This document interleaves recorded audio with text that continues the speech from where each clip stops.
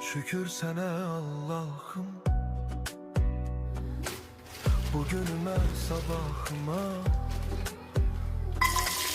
Yüreğimde birimiz var, sen bakırsan halımıza.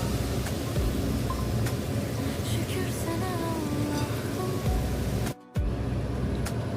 yolumu düz sakla her an. Kalbim yorulsa da bazen sen verirsen bana güven. Bir attım atıram, yine sınav çıkır. Dünya bazen gülür, bazen de yandırır. Ama ben bilirəm, tek değilim hiç vaxt. Senin adın var içimde, mənə yeter bu hak. Evime bereket, canıma sehat, kalbime temizlik, dilime mehabbet. Herkes öz payını halal kazansın.